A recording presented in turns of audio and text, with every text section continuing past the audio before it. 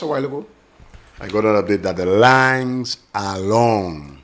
I'm not sure what that's indicative of. You don't? The lines are usually when there's a heavy voter turnout, it's usually to put people out, Yep.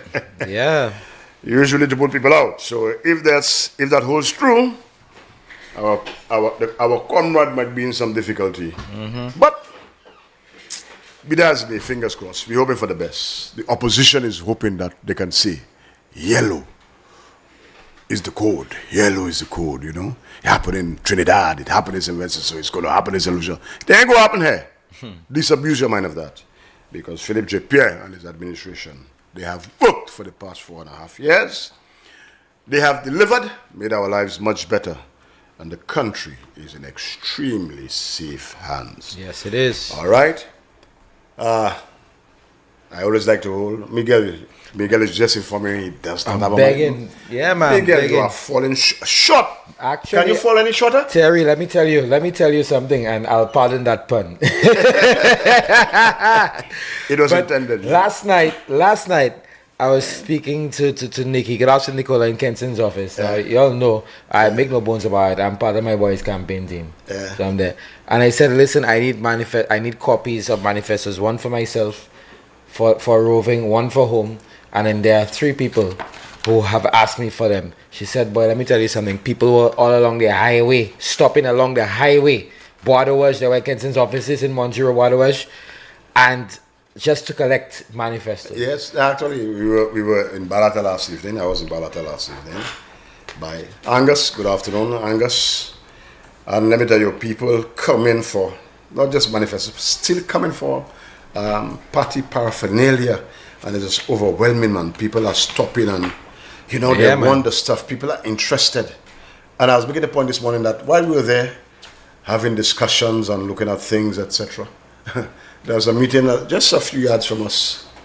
And the lady was shouting, "Don't vote for SLP, don't vote for SLP, they are wicked."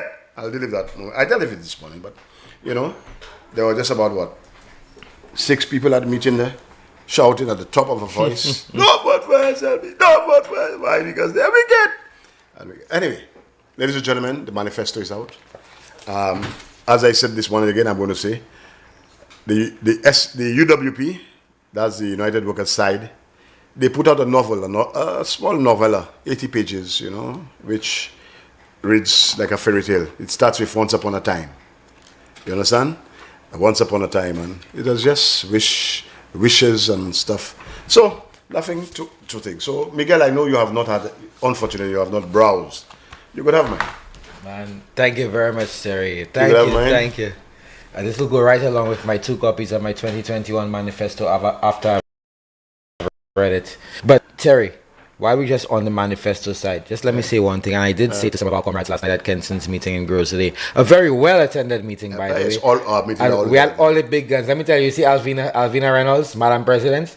Boy, she can talk, eh? Boy, let me tell you. Yeah, and Alicia, that's why we have some powerful women in the Labour Party. But since Shelton's not here, I'll take his role of devil's advocate and spoiler. I think my one criticism of our party this time around is prior to the releasing our promises to reality document. I believe a very sharp looking man has just walked into the room, let me tell you. But I believe we should have had 2021 and a checklist.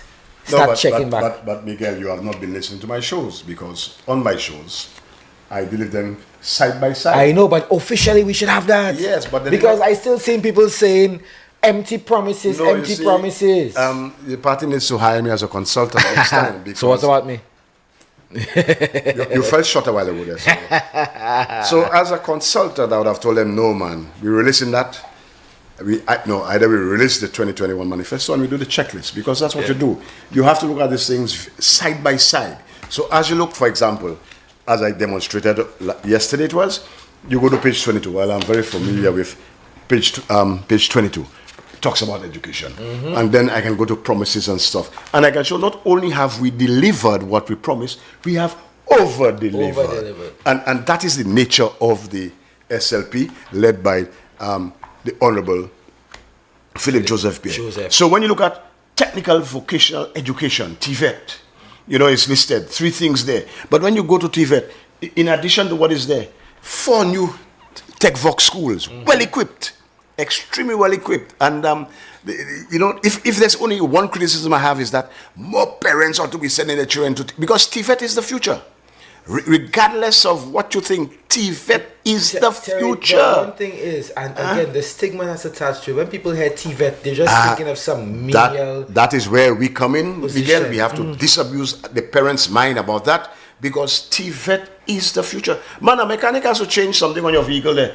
That's endless bread, you know. Right. That's specialized knowledge, specialized training, and that's a skill. And you see how much physical harm they have. So when you have your CVQs, because the kids are doing their CVQs, and it tells you what competencies and skills they have, they can travel across the Caribbean with that, and they find employment, and that's employment for life, you know, because that's your skills do not leave you. You get better with time, better training. Yep. So when we say we will bring technical vocational education in line with general educational and have all secondary schools equipped. All secondary schools are equipped. But in addition to that, we put 4 new TechVox schools. Very well equipped. And I mean, I can show the videos and stuff, but I will not do that today. But we need to name the types I'm going to call schools. my producer. Saturday, we must have a show. We must have a show on Saturday, a show that goes in on the indefinitely. When we say develop a program in collaboration in the private sector, you know that students at the TVET schools, they have apprenticeships, you know. They are attached to certain companies where they learn the trade and they get, you know, the business aspect of things,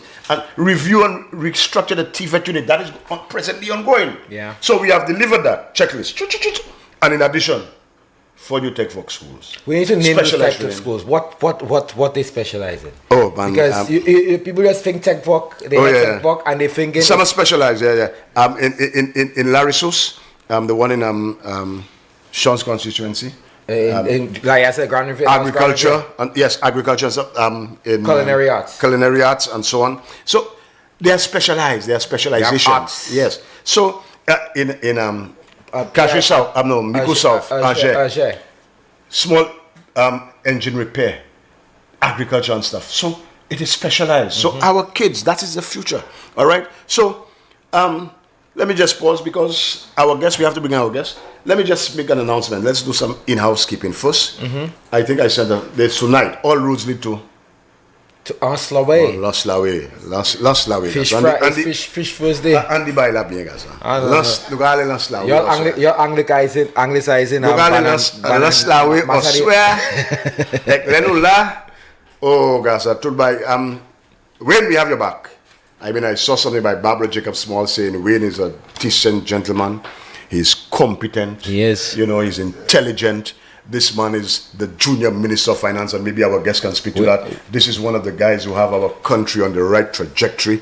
I mean, when you could take the debt to GDP ratio from 101% to bring it down to the 70s, and we are approaching prudential limits, and you know, we're paying our bills, and we still do that, and we have not gone. No manipulating that, you know. That talks to serious competencies on the part of the Prime Minister and Wayne Girard. So when we have your back, and we are coming down to solidify the ancillary candidacy. So tonight, well, I don't have my laptop. I'm not using the song. Tonight, Thursday, November 27th. The start time is 7 p.m. on the Lanslawe waterfront. Right. And our special guest speakers are the man himself, Mibosla, Philip Joseph, J's for Genius. Just so y'all know, J's for Genius, Pierre.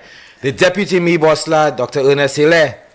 Our brother, Wayne Girard, obviously, it's his constituency. And Sister Lisa Jawaye, the one who will take out the Cheshire guy. Yes, man. So, ladies and gentlemen, tonight, we head down to Vieux-Fort. Now, while we try to arrange the sitting accommodations for our guests, I sent you, I think, a video, Prime Minister.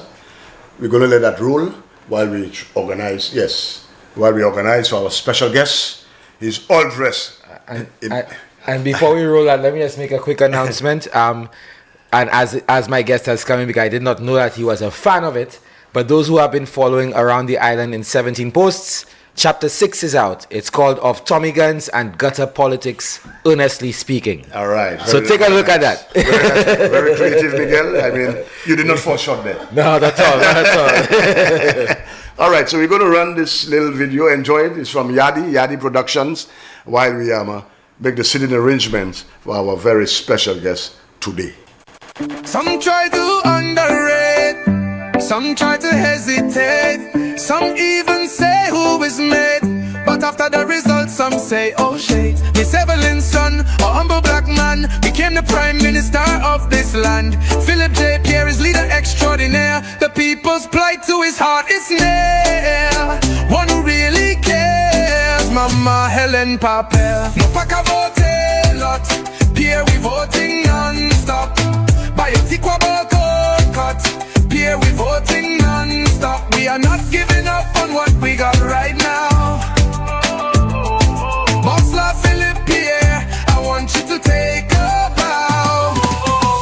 Mupaka vote lot, Labour we voting. Leadership, experience, values mean something. That's why we staying, we are not switching. This man is a gem, he walks it like he talks it. He always acts in the interest of the public. Jump on the train, don't be late with Mr. Pierre. Tomorrow looks great, I don't have to mention. Just look around, new vision, new direction. The man is a champion. One university grad per household, wow what a mission. Construction booming, youth economy climbing. With Pierre for sure, you can always expect more. Integrity, honesty, commitment, no resentment, while maintaining a focus on the greater good and the welfare of the people. Fishers, teachers, pensioners, civil servants smiling. With Philip, our economy is only winning and winning and winning. So we're not going back to the one that love wasting. Oh, oh, oh. No pack a vote lot, Pierre we voting non-stop.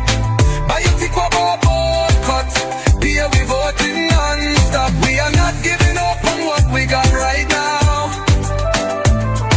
Bossla Philip Pierre, I want you to take a bow. No. Integrity, honesty, commitment, no resentment, while maintaining a focus on the greater good and the welfare of the people. Fishers, teachers, pensioners, civil servants smiling. With Philip, our economy is only winning and winning. So we're not going back to the one that love wasted. Yeah, yeah, oh, oh, oh.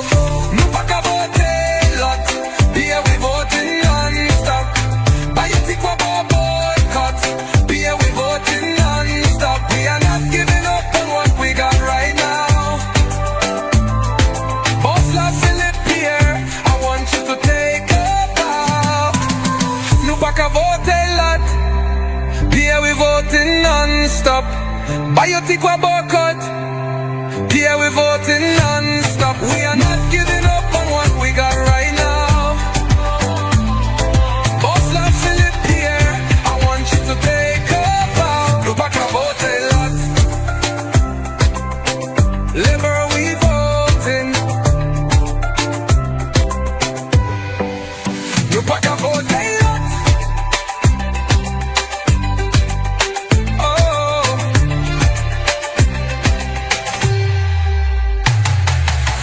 Leadership, experience, values mean something. And that's why we staying, we are not switching. This man is a gem, he walks it like he talks it. He always acts in the interest of the public. Jump on the train, don't be late with Mr. Pierre. Tomorrow looks great. I don't have to mention, just look around. New vision, new direction, the man is a champion. One university grad per household, wow what a mission. Construction booming, youth economy climbing. With Pierre for sure. The man, the voice, the voice. Your hero is back. Raw facts, no fluffs. Shelton Daniel is here to deal with the issues. 12:30 p.m. to 2 p.m. Monday to Friday on Real FM.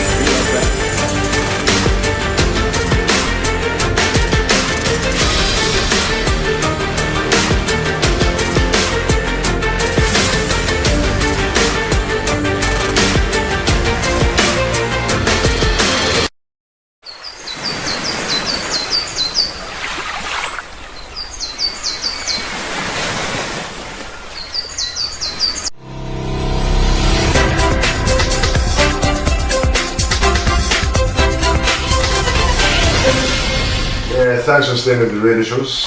This early on scheduled break was necessary so that we could fit our guest in. and if you could look on the screen, you could see him all red and ready. Is no other than Terry, that's Dr. maroon, man. Red and blue make maroon. Y'all know where we are. Because you made up faux pas there and you say J is for genius. No, J is for genius, man. J is for genius. J is for, that's English according to me. You know, we have the great, I said great, Dr. Claudius Spreville. You know, I've met him on occasion and I've found him to be extremely informative, a man who has a passion and only other man who has a love for country. Mm-hmm. And one of the first things I remember an interview in 2020, where he dissected the solution economy, going back to the IMF reports, etc., and putting it in perspective for us. Now, those who had ears to hear, you had to hear.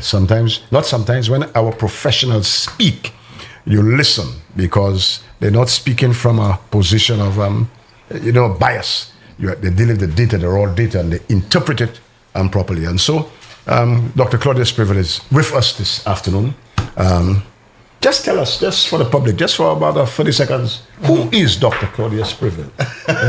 All right, gentlemen, good afternoon. Yes. So, Claudius Spreville, basically, I'm a solution like you, economist, trade negotiator. I worked extensively with what was the Caribbean Regional Negotiating Machinery. Right. In 2004 until about 2007, we negotiated trade agreements with Europe. We did with the US as well, until things went run aground with the US. Subsequently, I've been engaged extensively in international consulting. I do a lot of work for the European Union. In countries from Seychelles to Ethiopia to the Pacific, been doing extensive work on trade and investment-related issues over the last 20 years or so. And so from my understanding now, you have put your skills and your services at the disposal of the solution public for this, the greater good of solution. Absolutely. In capacity of ambassador at large, my focus is really on investment and trade. This is really my forte. So my technical knowledge and skills have been brought to bear as relevant for the government as and when we need to. Right. Interventions. For some people, figure that but you used to be on the other side. What caused this now association with now the Solution Labour Party, and in particular, because I suspect you have a very fondness for our Prime Minister, PJP. Yes, indeed. Listen, the thing is that PJP and I, we go back a long ways. We are both members of the Association of Management Consultants of St. Lucia. I don't think most people know that. Yeah. But that goes back many years when he was in opposition. And we always enjoyed very excellent relations. We spent time together. We had lunch together most of the time by Jean-Marie. So there's a relationship that goes back years. And even when I was on the other side politically, he and I, we had exchanges all the time. We discussed how we could develop St. Lucia, because I think at heart, PJP is more about the national development. It's not about just party. Yeah, party is the banner under which you develop your ideas and you energize your base and so on. But governance is another thing. And if you see his governance style, I have to say, to a large extent, I think he's doing a great job, like John Compton. Compton governed from the center, and Compton himself resented, I wouldn't say resentment, it's too strong a word, but he didn't like the party thing. He always said it was tribalism, too much of this tribalistic thing. And then I have to govern at the end of the day. So I see in the Honorable Philip JP, I see a lot of Sir John. I think he has perfected the Labour Party craft, and he has also imitated a lot of Sir John, and now he's embodied all this into a great leader. What I've described it as, Doc, just to if you would agree, is that he has, for his tenure, he has learned from the mistakes and the successes of those who came before him, his own mistakes and successes, and those who are going against him. Absolutely. So he has tenure on his side as well, experience on his side. I would agree. I would concur. So the thing is, and you asked me the question about why the shift. Because, when I was vying for leadership in the UWP, my whole point was I saw there was a need for change in St. Lucia. There was a need to actually add new energy, new political vision, and so on. And of course, I run into this stumbling block with Mr. Shastney and Guy Joseph. I don't want to talk about the processes in detail. I think St. Lucia knows what transpired then. But I decided subsequently to move on and to just return to my own consultancy practice. And gradually over time, there was more dialogue between myself and Philip. We spoke more. And so by 2021, when he said to me, look, we're going in for this thing, I need your help, I said, you know what, I'm on board. Okay. And I took that decision then. I never looked back, because I'll tell you why. Most of all, after the 2014 debacle and subsequently 2015, 2016 election scheme, many people said to me, like, Claudius, why the fellow won, even if he did whatever he won, accept it. So people will call him like, a sore loser.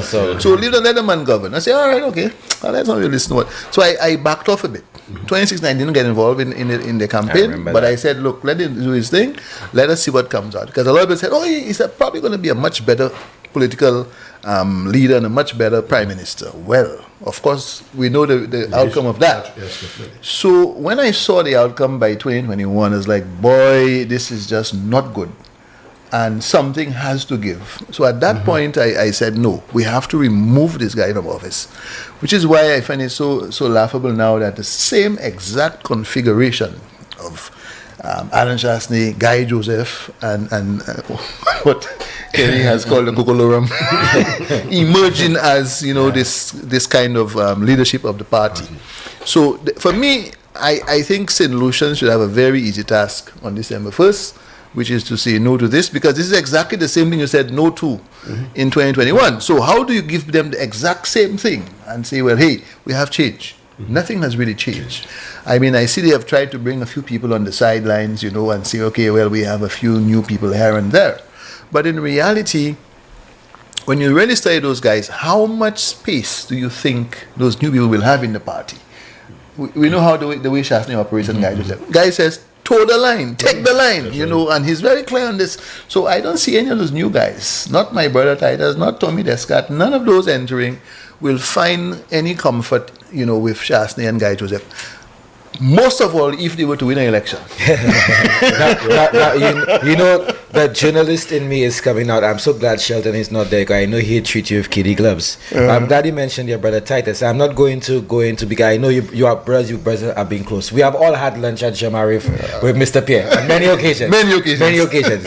So, which is what was quite surprising for me. And that he, a gentleman, you've seen my writing about it. That's a man I've held in very high regard, more or less because of what he had taught me as a journalist. Yes. To have to be beholden to Alan Chastanet. Yes. I want to know how you feel about that, because that would hurt me to see my brother putting himself in the pits of hell there. Honestly, Miguel, this has been extremely difficult for him, because you'd like family is supposed to be a scenario where you help each other. You're always with each other. That's right. And you never want to be in a situation where you can't help a member of your family. So when Titus took that decision, he's going to go with Chastanet, I was shell shocked. I was like, wow, why? How do you get to that point? You understand? Because we all know why I withdrew. And it's not only me. And if I have to say this, I mean, even Chastanet is very vindictive, very vindictive.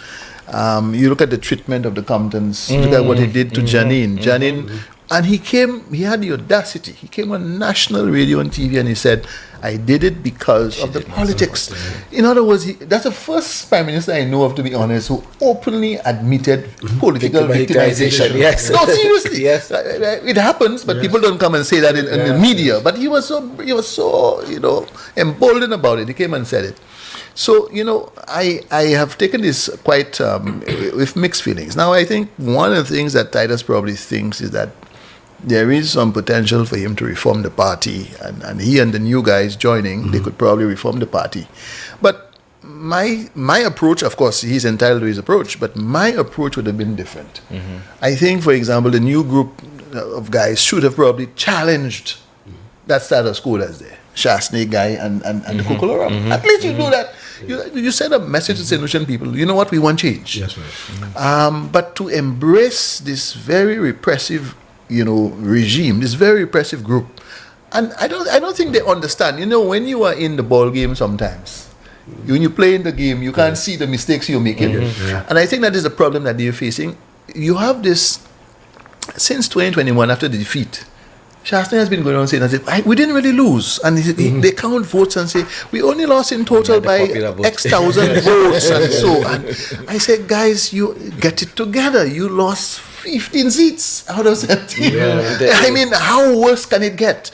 So apparently, it would have to be a total defeat, 17 seats, maybe all the seats lost, and maybe an increased number of thousands of vote margin, and then they would be satisfied. But I think the message that was delivered in 2020 was very clear by the St. Lucian people, that they rejected that administration, they rejected what they were doing.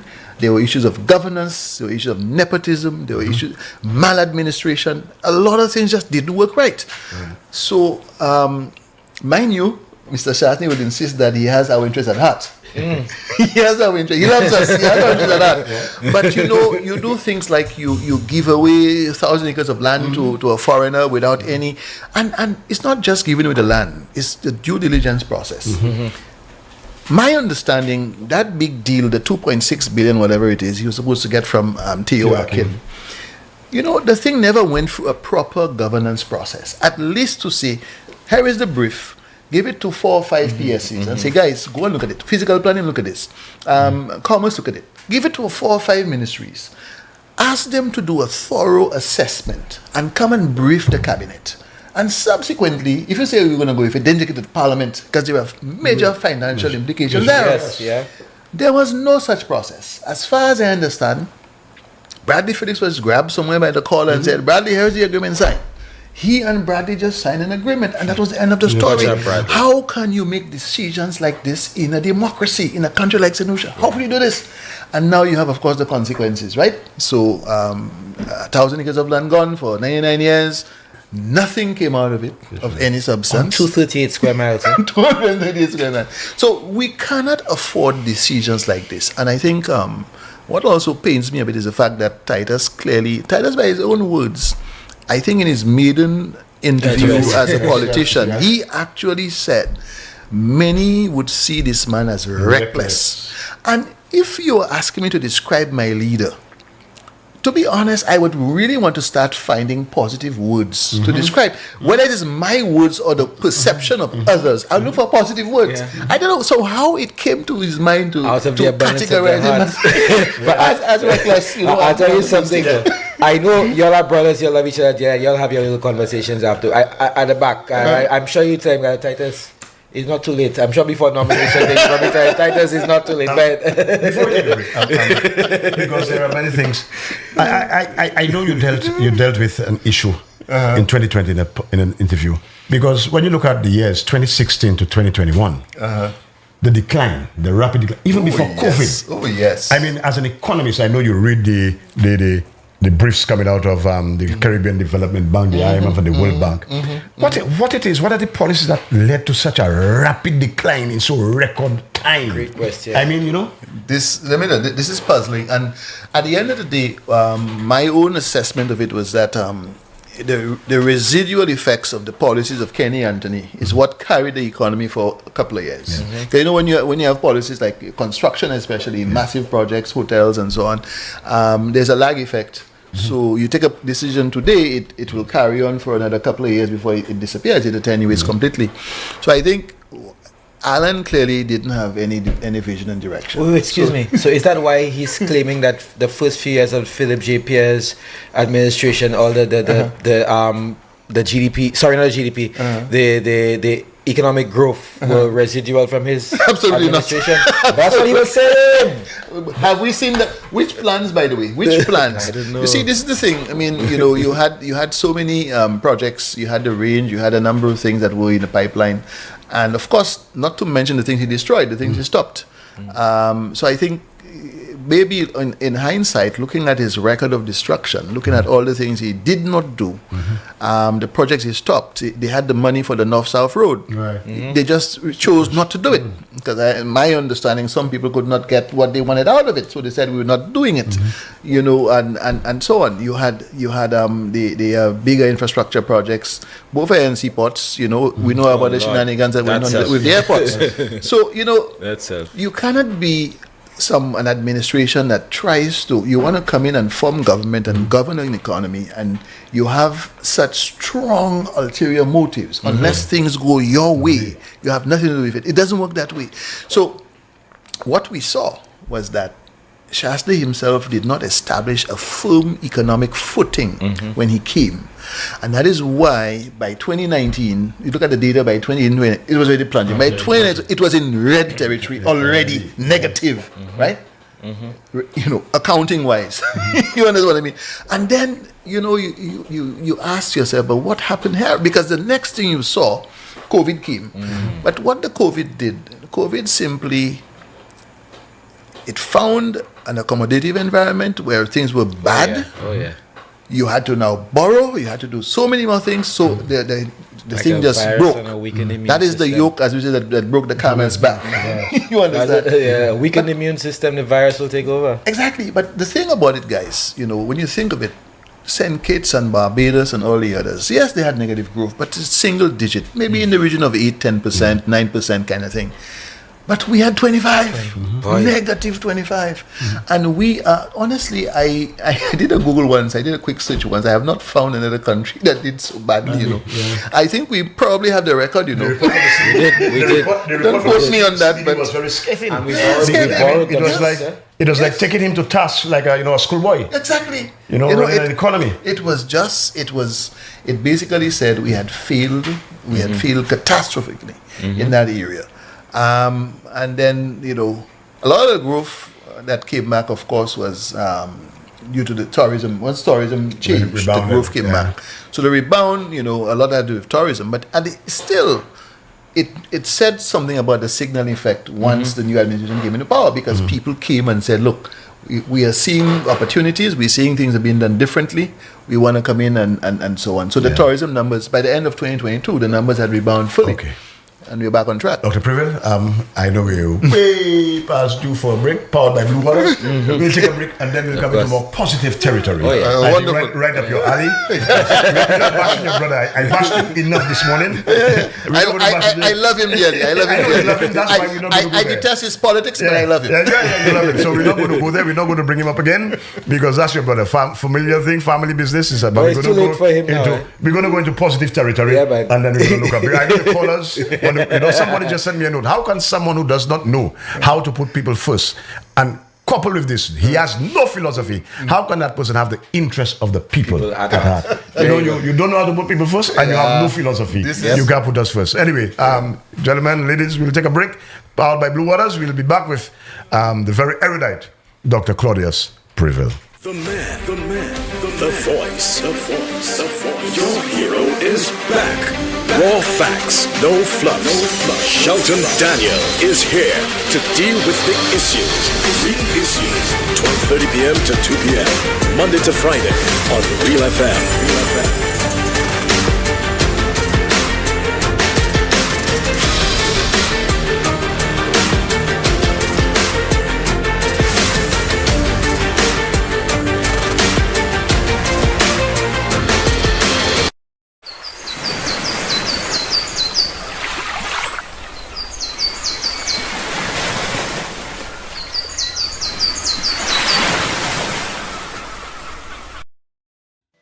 For at least 55 years, a family of Grosili has waited for justice after their land was compulsorily acquired by the state.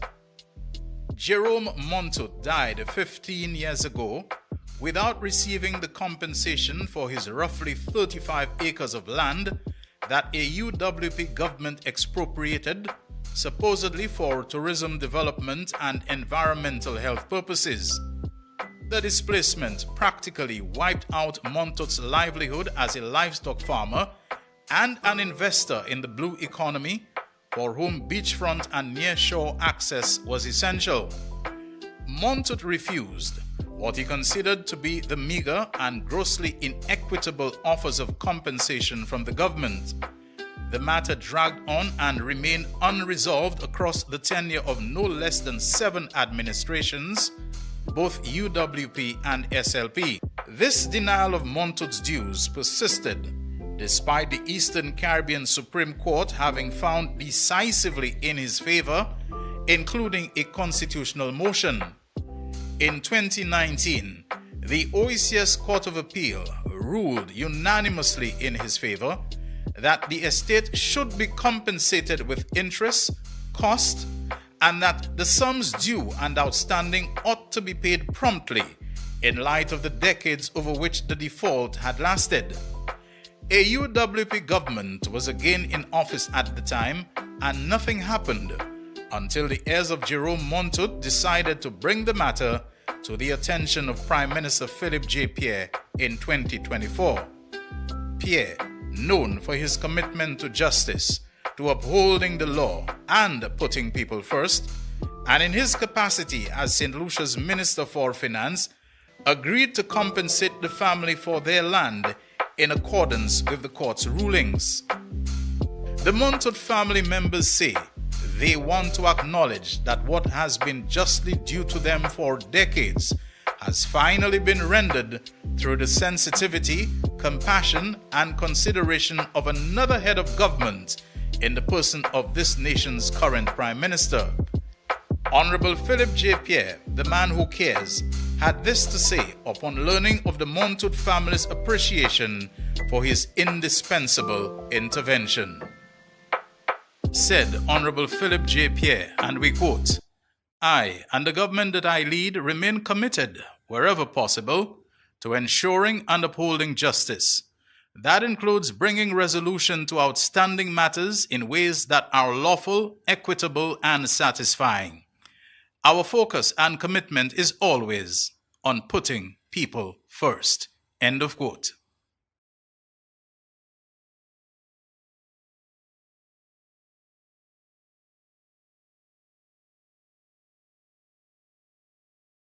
Watch Radio NYC and Night Blink Events proudly presents the 3rd edition of Country on the Water. It's all going down on Sunday, December 7th on board the King of Carnival. Boarding at Obez Seraphim from 10 a.m. Early bird tickets cost $100, regular $120. Featuring your DJs, Selector Jerry, DJ Leroy, DJ Rambo, DJ Bucker, DJ Steve, and the Fabulous Kid. Get those tickets before they're all sold out. For tickets and more info, call up 712-1022 or 728-7828. Sunday, December 7th, Country on the Water. It's not just a boat ride, it's an experience. Don't miss the energy, the vibes, and the ride of the year. Excuse me, would you mind if I sat down? The man, the voice. Your hero is back. Raw facts, no fluffs. Shelton Daniel is here to deal with the issues. 12:30 p.m. to 2 p.m. Monday to Friday on Real FM.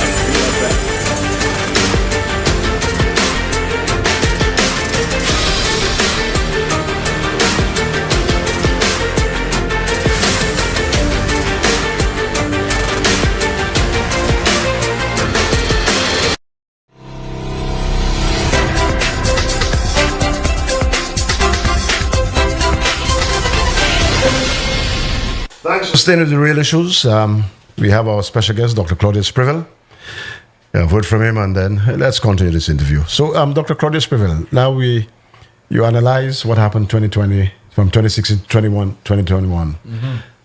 Philip J. Pierre came in, and we have seen years of positive growth. Yep. He has been able to do so many things, social services reinstated, and so forth. I mean, how do you rate him as a leader, as a manager, as opposed to this, as contrasting to the other guy that we had?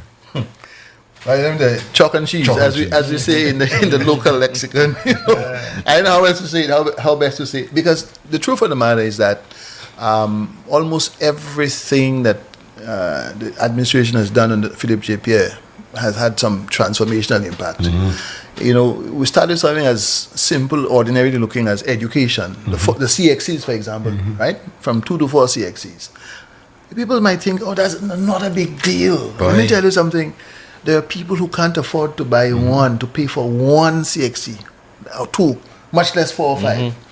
So this is a massive contribution to the education space for a lot of solutions. And what it means at the end of the day also in terms of the real value, With 5 CXCs, you can get a government job. So when the government has paid 4 for you already, you only have to get 1. With 6, you can go to A-level, go to university, and so on. So you see, the opportunity opens up, right? Yeah. So government has placed people in that situation now, where and not Labour Party people only, the whole nation, every household where you have kids taking CXCs, you're eligible. Doc, let me put a comment on that very point that you made, which is what in fact, tomorrow I'm going to speak about it on Kenson's platform. Alan Shastney can send his children to Canada. Among the 16 others who going up for the Labour Party, UWP, a lot of them have children. That's right. Are they going to vote against that? Are they going to give the government back the $500 bursaries or the money back for the CX and say, I can afford to pay it myself? Right. Would they not, like every rich and poor would accept that kind of brick? So I want to know if those who are campaigning on the platform, Kakal has children on those platforms, are you going to vote against yourself? Are you going to campaign against yourself and your children? Because nobody's exempt, like you said. That would be something incredible to even contemplate. But I mean, talk about the achievements, again, unemployment. I have to say, even in the heyday of bananas, when bananas were king in the 90s, we never found ourselves with single-digit unemployment. It never happened. Lowest. So, to have had single-digit unemployment in this country, it says a lot is going on. The sectors are absorbing the labor, and there is not much more spare labor available to go around doing nothing. No masons. So, no masons, no carpenters, nothing available. So FDI has reached an all-time high, right? So the FDI that Shastney, or the elusive FDI on the T.O. Akin was going after, would prove to be a guy with no money for himself, right? At least no real money to do the investments he was claiming he would have done. You have earlier results now, right? But what are the dangers of depending on that on one person, in fact, one entity? Because we speak about FDI and the amount we are talking about FDI from one person. The dangers of us even getting into a type of deal like that. Of course, I mean, you want to temper that by having maybe regulations that will, curtail the powers of such, companies, and perhaps. It would be more sustainable for us to have more boutique style hotels and so on, which is a direction I see. Some of what I saw in the manifesto for the way forward. I see there's a lot of mention there about Airbnbs giving more solutions, better shares, in that space. But nevertheless, when you are starting up your economy and you need this kind of accommodation, because we will need, for example, St. Lucia should become a center for hosting major conferences on trade and investment. We should be able to do that. If we have a hotel like this, that could become our center. If we had the university campus, which Shastney did not secure for us, we could have this thing. Because we had a conference in Antigua in May on the CIP. It was accommodated very conveniently in the university spaces because they have the facilities, right? I'm talking about the CIP. The revenues at an all-time high. Yes. Why? Because suddenly we actually receiving the funds and We somebody accounting for it is too. actually accounting for it. And I have to remind St. Lucians, it was Mr. Shastney himself who went and changed the law on the CIP so that he would not be accountable to Parliament. That should scare St. Lucians, Yep. Imagine the Prime Minister at the day and the Minister of the responsibility for the CIP. He took a decision to he took a decision to scale down the law so that he would have no accountability. Turn around, and he also gave the authority to open the escrow account abroad. So the money, all the money for the passports at overseas. How do we know what came in during that time? Yes. So for those 5 years of his administration, we had no clue on the exact revenue of the CIP. Suddenly now, we know we're getting 240 million, we're getting 200x million. We know that the money comes in and it's accounted for. And where has it gone? Most importantly, where has it gone? And where has it gone? We could see all the projects around the place, but on top of that, what do we see? We have a sovereign wealth fund today. Thank you. Prime Minister Philip JP has established a sovereign wealth fund. Well, basically it's a fund that gives you the facility where you can obtain interest, and you are in a position where if you have any fiscal imbalances. You have something you could fall back on. In the older days of Compton, he had the equivalent thing would have been a sinking fund, but the sinking fund is different in character. So that fund was established, and we now know where a chunk of the money is going, and we are seeing all the impacts of CIP in schools, in the carnival, in our social lives. So many things are being done, infrastructure, constituency development. The money is being spent in a number of constructive areas. So accountability is now at an all-time high. You have the youth economy. The youth economy is a creation of Philip J. Pierre. Right. This did not exist before. Importantly also, it is very successful. The interventions are so successful that the YEA is being a model for CARICOM. It is. Everybody want to do a YEA all of a sudden. Yeah, because they say, now it's not perfect. Right? It's not perfect. There are snags like everything else. Anything new you'll have snags. But the program will be refined. There'll be more resources. It's a bit of a fun to allow mistakes to be made. Because you see, entrepreneurs have to make mistakes. Yes. You don't just, what people don't understand, I have to remind people. You go look at the Americans, for example. Thomas Edison, the guy who invented the light bulb.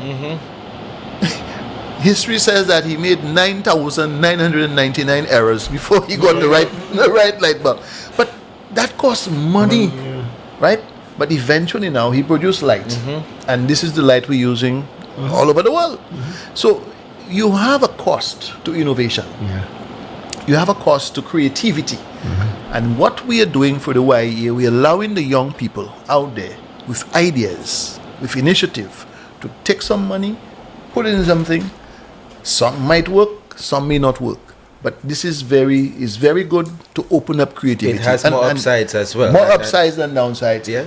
The Japanese use this in their development. You've been following my writing. No, the Japanese they have. The Koreans also have done. Number of the Asian countries, the Asian tigers, they use that very strategy in their development. So we have to also understand some of those things. Yes, Miguel, I saw your article about the ninja. Let me ask you, because when you talk about achievements, and this morning I listened to the Prime Minister, I happened to just tune in it because I had my program, happened to tune in it, and he was asked us what were his highlights. I mean, and you guess what he said? The implementation of the minimum wage. Yes. Now, if you notice, around that time, there were a lot of people who were apprehensive. They thought the sky would have fallen, the economy would have tanked, and everything. I mean, you're the economist, eh? Why was that so important and why is it so transformational? Because the economy has not tanked. I mean, it has grown. Yes. Unemployment is at its lowest it's ever been. Yes. And the job market, they are absorbing people. Yes. So why was that? We had not gone that route before, long before. I'm no economist. They say I'm a madman when I say that. But those people who are now beneficiaries of the minimum wage and the increase in the tax threshold are the ones who spend the most on the ground within St. Lucia's economy. They're not the Amazon and eBay buyers and, and stuff. Absolutely. So minimum wage. Let's get it. The thing about minimum wages is, see, I mean, if you talk to the private sector, they always say resist a bit of minimum wage because they want to ensure productivity matches cost. So what you don't want is to be having to be burdened if having to pay people a high salary and they're not doing any work, right? So you want it to be commensurate. At the same time, if you don't intervene, if there is no intervention, right, the private sector might end up paying you zero wage. I mean, let's understand this. Where it is permissible or possible to extract free labor, i.e. slavery, it is done. You understand? So people would want to, if the market, if conditions would allow them, they would want to charge they would want to pay the minimum cost because they see labor as a cost of production, which it really and truly it is. So I think the intervention is a good one, and the starting point is a good starting point as well. So having said that, what will then happen is you'll have a more segmented approach to the minimum wage. That's what it is. As you move forward. because you'll have to different industries. And what do you do basically? It will be based on the size of the labor market for that sector and the demand for that labor. For that labor, because supply, you do have right? in this industries where there is a disparity in terms of the asset base of one business compared to another. Exactly. So where one can afford to pay the minimum $2,000, the other one can only do 500. Exactly. Or, so this is the whole idea, and through market forces, you'll find a reasonable wage that can be paid. Yeah. Economists talk about marginal product of labor, which is basically, the additional value that the labor contributes, a unit of labor contributes to the production line. So if you are working and if you're being paid, let's say, an extra $50 to produce a unit of output, and that unit of output can be sold for $55, that means the company is not losing money. So you can pay the cost of the labor, right? This is really one of the things we have to look at. So I think it's a great initiative. It creates some minimum certainties. The United States has a minimum wage, and it's the world's biggest free market, capitalist-based system.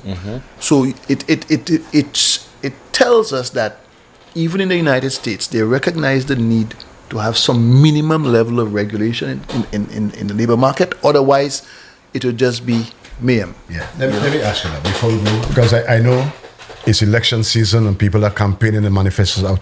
I mean, you have let me say, worked along with Philip J. Pierre. What stands out for you in terms of, as a, not just an economist, as a solution, as I said, what stands out for you in terms of the amount of what we have been able to accomplish around that time? What stands out? Let me just think. It is just incredible what he has achieved in 4 years and 4 months. I mean, most of us are still in awe. Yep. We can't understand it's just so many interventions, from the smaller ones, not so small, or the small seeming ones we just spoke about, like CXCs and the minimum wage and those things, to the big projects, the hospital, St. Jude Hospital. That was a football thing for the last 16 years. Yes, but and he got it done. St. Jude's not finished yet. He got it done. They can say what they want. Now it's just transition, moving people in and opening. It is done. It is finished. He got it done. And everything to take jazz. Many see jazz as just a social entertainment thing. It is, and I love it myself. Yes. But there's so much money being made. As a matter of fact, I want to do a study on jazz. I want to do a proper study on jazz. That's something I think needs to be done for St. Lucia. Because let me tell you something. You look at all these small people with their coolers selling drinks. There are little speculators making $20,000 and $30,000 and $50,000 in a jazz season. Ordinary lady with a little cooler, drinks and so. That money goes to where? Paying for education, paying for healthcare, doing things for the household.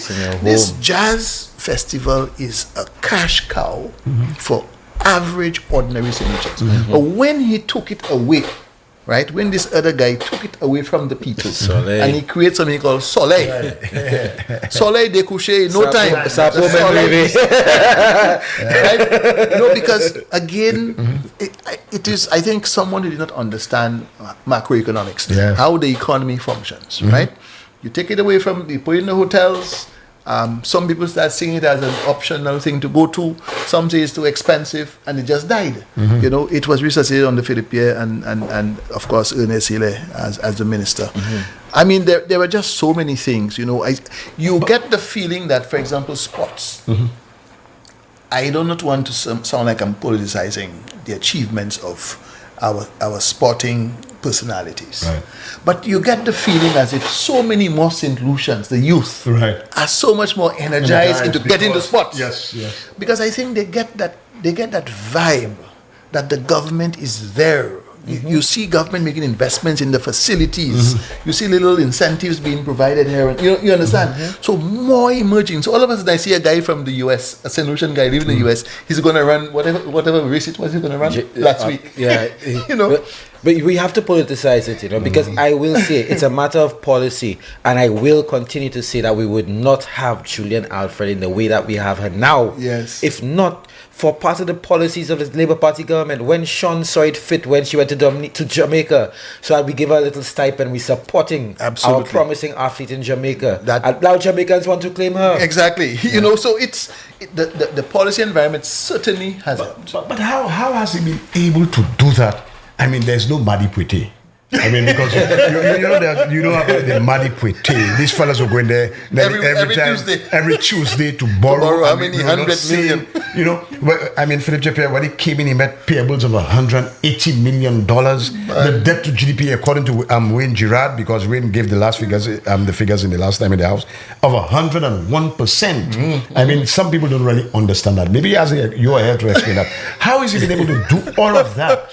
You know, take down the level of the GDP from 101% to what is now about 74.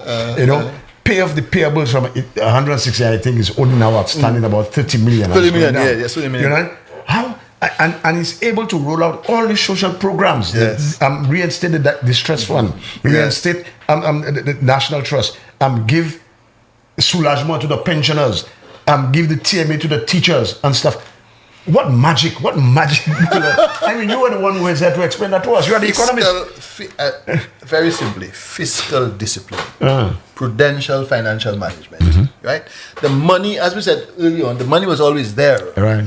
But think of the context in which we were earning potentially 240, 250, who knows, maybe even 300 million a year, just from CIP. Right. That money never showed up in our country. Never. We never saw it. So all of a sudden, it shows up. So if you ask me, well, one envelope of funds, that's an envelope right there. And he was able to use some of that money, obviously, to do some of those projects and programs, and with a surplus that could go into a sovereign wealth fund. It says a lot. You know, so the monies were there, but they were not being managed in the way they were supposed to be managed. And I think that's the short answer to the whole thing.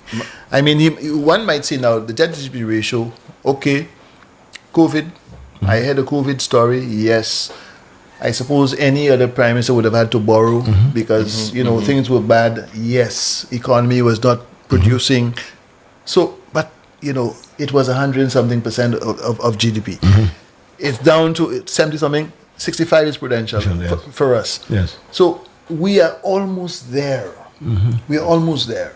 And I believe with the policies I have seen, the policies and programs over the last 4.5 years, and those coming up in the next, after he is re-elected, and I say, by the way, after he is re-elected, I will see this improvement in the GDP, debt to GDP ratio, go down. And maybe go down to even 40%, 45%. Right. But let me ask you, as an economist, a minister of finance comes on television. I mean, you are an economist, and it tells the nation the country is broke. We have no more money. Yeah. As an economist, what would be your take on that? I mean, because you have to explain to the ordinary man like me. A minister of finance is saying to the country, we are broke and we have no more money. And that same individual is now bringing himself back and say, re-elect me so that I can do more than. I mean, what is your take on that? What is your take on that? That's a finance minister, just mind you, before Dr. Preble answers, who said excise tax. Right, and he could not say 2-point-something billion. He said 2,000 million. All right, good. You are going to employ me. The country is broke. We have no more money. I mean, how do you perceive that? Government revenues. Let's not forget, government revenues basically come from taxation. Yeah. So you tax the people. You might have some grants, some gifts from foreign powers, but the bulk of the money comes from taxation.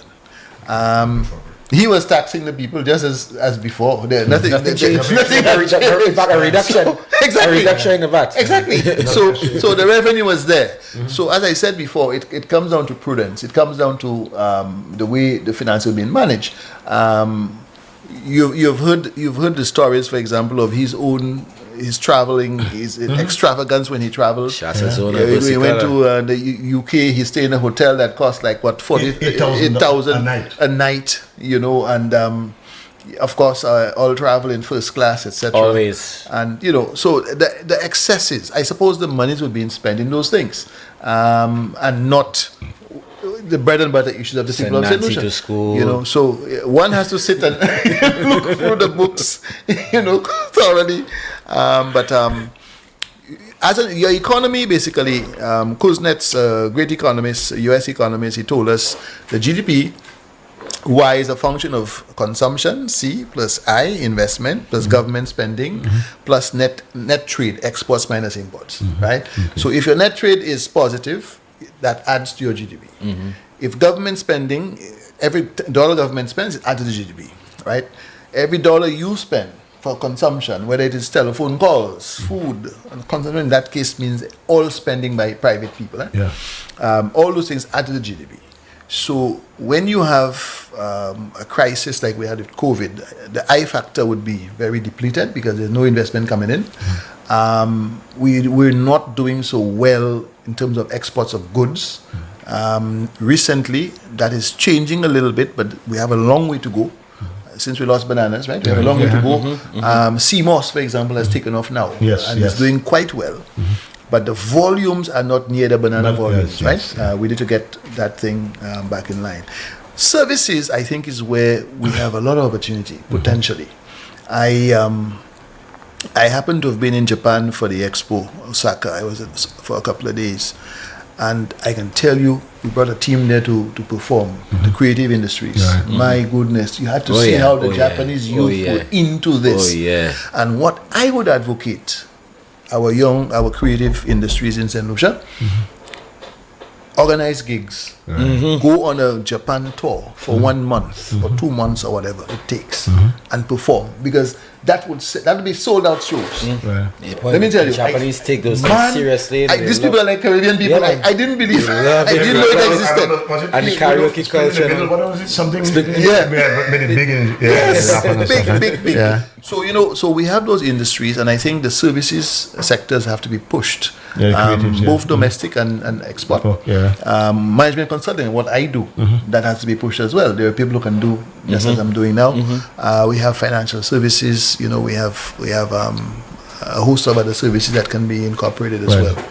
Okay, but Dr. Previls, we have to take a break, you know, because bills have to be paid. And then we come back. We have an important question to ask Doc when he comes back. We come back, Doc. I mean, we're talking manifestos in a while. All right. So let's take the break. Powered by Blue Waters. We shall be back very shortly. The man, the voice. Your hero is back. Raw facts, no fluffs. Shelton Daniel is here to deal with big issues. 12:30 p.m. to 2 p.m. Monday to Friday on Real FM.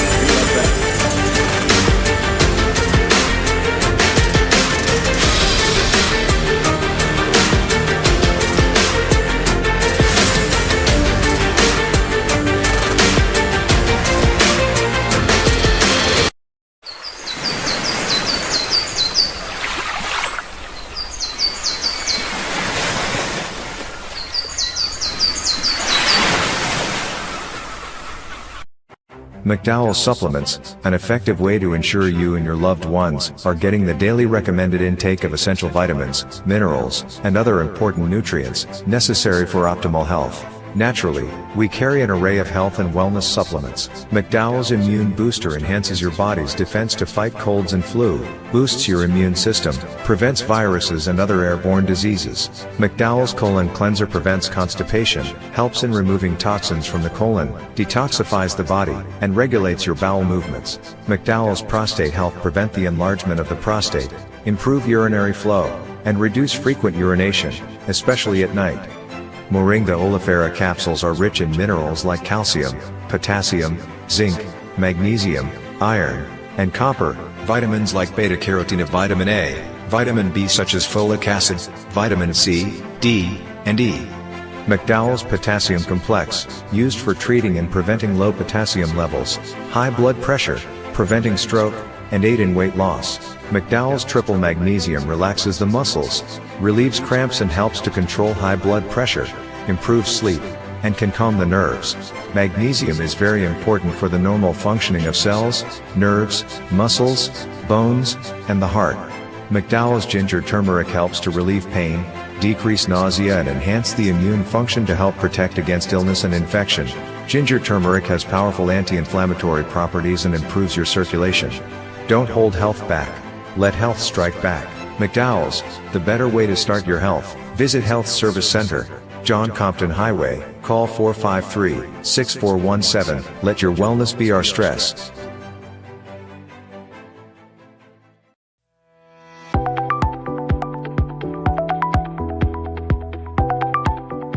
It is important that you understand how to mark your X on election day. A good ballot is where the intersection of the X falls in the space allotted for a particular candidate. To explain further, the intersection or the area where the two lines cross must be in the space with the picture and symbol of the candidate you are voting for. This is a good ballot. The intersection of your X is placed next to the candidate of your choice. This is also a good ballot. The lines of your X cross are in the space with the picture and party symbol of the candidate you are voting for. This is also acceptable. The intersection of your X, that is where the two lines cross, are in the space with the picture and party symbol of the candidate of your choice. Now, this is perfect. Your X is placed next to the picture and party symbol of the candidate you are voting for. This ballot will be rejected. Only one X is required. You can only vote for one candidate. This ballot will not be counted. If no X is placed for any of the candidates, then the ballot will be rejected. It will not count. This is not a cross or an X, so this ballot will be rejected. You need to draw two lines, and they need to cross each other. This ballot will be rejected because the X is on the line that separates the candidates.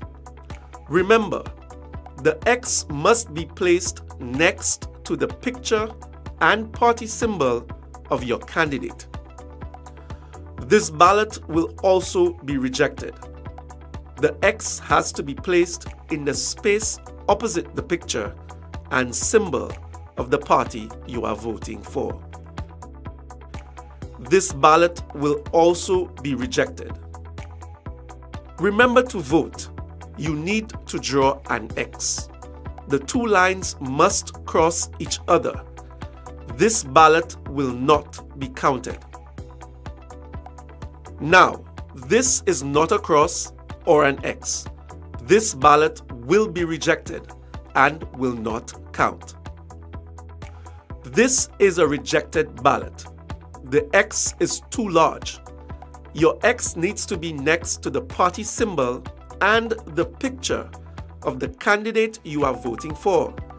It should not cross the lines separating the candidates. So, take your time and place your X neatly, directly in the space opposite or next to the candidate you want to vote for. Make your vote count. You have time to practice at home before voting day. Get your X done right. Make your vote count.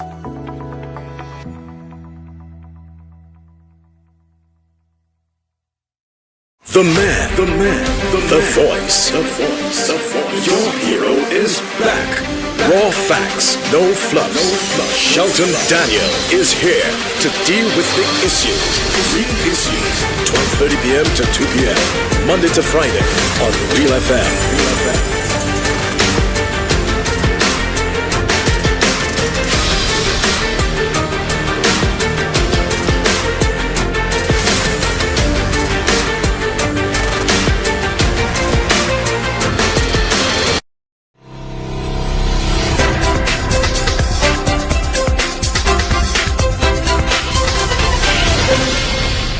Thanks for staying with the real issues this afternoon. I have some good news for you.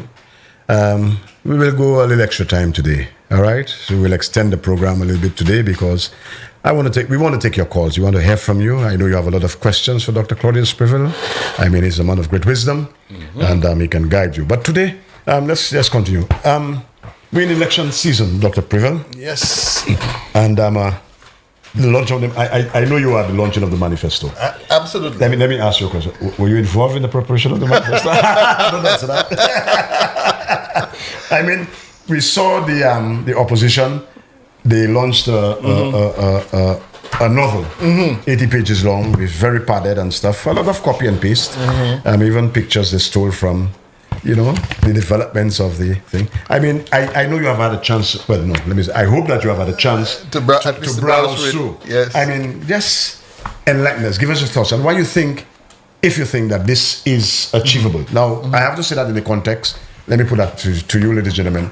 I have in mind the 2021 manifesto. Right. And when you came, you heard me discussing it. Yes. And I said you could only discuss this manifesto vis-a-vis the report. The record of achievements. That's promises right. That's right. To reality. And you have to cross-reference. Yes. So when you go in the manifesto, and I chose an example, education, when you go to page 22, you see what was promised. Right. Then you go to the manifesto and you see what was delivered, and you realize we have delivered more. Of course. And basically, in the manifesto, where you have the core values, and that is a point I want to make.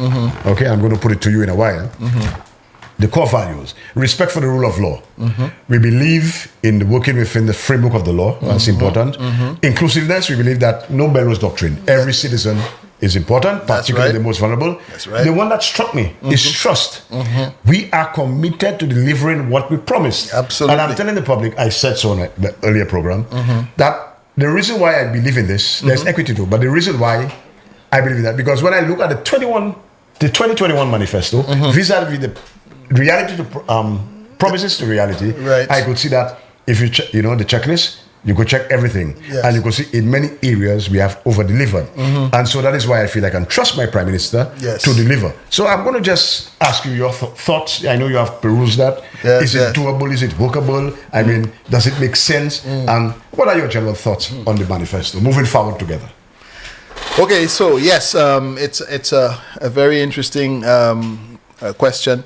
And I was present at the launch. Right. I have to say it was a very professionally done document and delivered as well. I like the teamwork approach.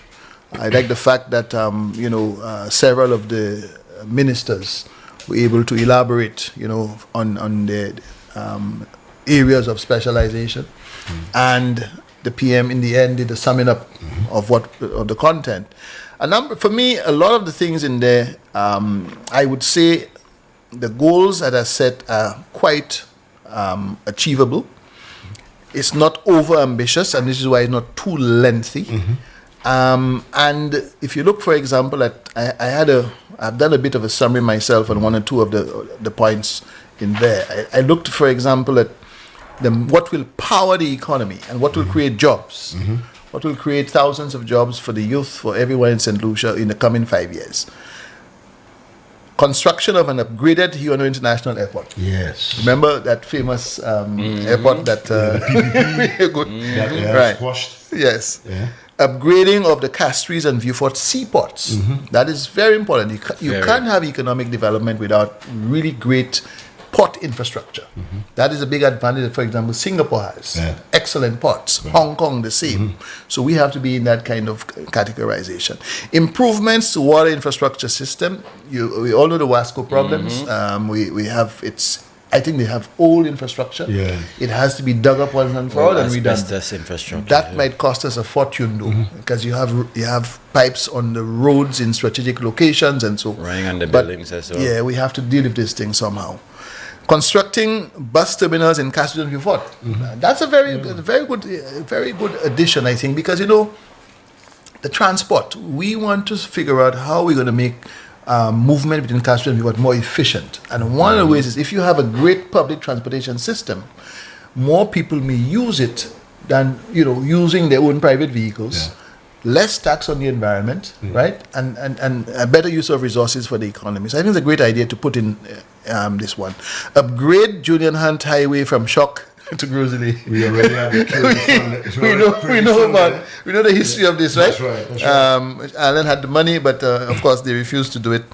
Construction of the Viewfort Administration Complex. That is a very important one as well. I think that one is going to bring lots of employment and more synergies for government in terms of administration of government business. Construction of a new Soufrière Hospital. And I think in the tradition of talking about universal health care, you can't have true universal health care if you haven't got the basic care facilities in strategic points in St. Lucia. Yeah. So you have a good facility in Castries, a good one in Viewfort, a good one in Soufrière. At least in the 3 main cities, the towns, you have important infrastructure there. I think you're on track. So these are the main ones to power the economy. Yeah. But I looked at a couple of others, for example, tourism. Tourism as a driver, and tourism is, of course, pivotal to our GDP. Depending how you measure it. Now, there's measurement issues. Economists measure it differently. The construction effect, how you measure it, it can tilt the GDP one way or the other. That's why you hear people have numbers from anything from 35% to up to maybe 65% of the economy is somehow in tourism, right? But part of that has the construction that is linked to it. But with tourism, what is interesting there is that I looked at the innovations for 2 areas, cruise tourism and land-based tourism. So the tourism that most of us talk about is the land-based tourism, right? People come, they go in a hotel, they stay there, and what they do and so on. But the cruise tourism is also a very important niche. And what we have found, I have seen studies, not only in St. Lucia, but all the islands doing studies in this area. What you have is a much higher income earning individuals in that category of cruise tourism. So if you could tap into that through things like Global Port, what Global Port Holdings is trying to do for us, building the port facilities, first of all, if you could encourage people to extend their daytime and overnight stays, if we could use here as a home port, technically the address for your ship is here. And you have to maintain high standards to ensure this is going to work. So this is important. On the land-based side, government wants to actually increase the accommodation stock to us by 1,000 more rooms. I mean, that's a lot of rooms. A lot of rooms. I mean, when you do that, you put us in the league of countries that could start hosting major international conferences. You understand? Because you need the capacity for that. Encourage local ownership through the Airbnbs. You see, that is something that is also important because, and people do it right. People can do it right. If you give them the opportunity, they can get Airbnbs done properly in St. Lucia. Strengthening local linkages in the tourism, between the tourism product and the rest of the economy. So how you do that? The restaurants and the food supply and, agriculture inputs for production, all those things, you connect them to the main hotel plant, the main accommodation plant. And there are other things like skills-based trading and so on. Community-based tourism, that is a very, very important one. Heritage tourism has been because that is where the tourism is felt by the grassroots. That's right. It's not staying up there, being enjoyed by just the hoteliers, but that is where the grassroots actually participate. So that I think, and there are other things as well. I think this is really great innovation in that. Just on tourism, because I know Comfort DJ is going to wring my neck. He might wring your neck too. I mean, he's a fellow economist like you, and he's saying, he keeps saying, Philano, when you talk about tourism, talk about the yachting sector. The yachting. And he's always said about the registry and stuff. And I know he's listening and he's going to give me another flag. So, I mean, is that maybe an out in our manifesto? Because he's always on the. I would say cruise. I would say cruise definitely, aspects of cruise at least would be covered there. But I'll listen to Comfort's question when he comes. Because I'm sure if you speak like one, as if I'm Dr. Priville. We have to because because he's saying, and he should know because he's in the. Of course, he says the yachties contribute a lot to our GDP. Yes, because when they come here, they do not stay for a day. They stay for weeks, sometimes months, and they eat out. They shop at the supermarkets. Some of them even stay at hotels and themselves at Airbnbs. And the contribution, a lot is just glossed over. And they say sometimes when you give the figures, we have to demarcate, delineate. So this and what it is that the yacht is, and I think it's a fair point. It is a fair point. Because we have the ACT. And the Atlantic Rally for Cruisers and all coming in, and all of that adds to the GDP. And I think between the Prime Minister and Honorable King, they would have more to say about it, because I can tell you as far back, I think that's probably around that time when you were fighting for the leadership of the party. Philip J. Pierre was infrastructure minister at the time, and I had attended meetings regarding the yachting registration. So I think while I was at infrastructure, we were trying to form the Maritime Council. Right. So I think all these things have been on the cards, but of course we would have a lot of things to have prioritized. Prior to that, so it's on the way. Yeah, just let me tell our listeners and viewers, do not panic. If the lottery comes on, we will take the break for the lottery and we come right back out and we'll open the lines for your questions. All right? Because I know you're itching to ask Dr. Preville some of the questions. Now we go to the polls on Monday. Yes. I know.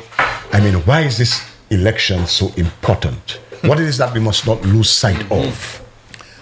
I will start by saying this, no economy develops in 1 year or 1 week or 5 years.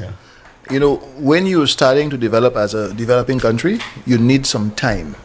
You need time, you need to have a very well developed plan, vision, and you have to have execution. You need competent leadership to do that.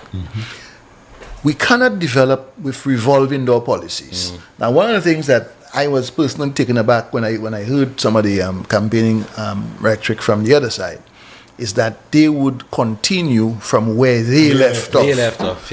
I mean, this is the wrong message. I'm sorry. Because don't tell me the last 4.5 years what has been done. You'll discard that. And if, for example, you were to be elected, you'll come into power now and you say, I'll start all over again. For what? So this is the wrong message to start with.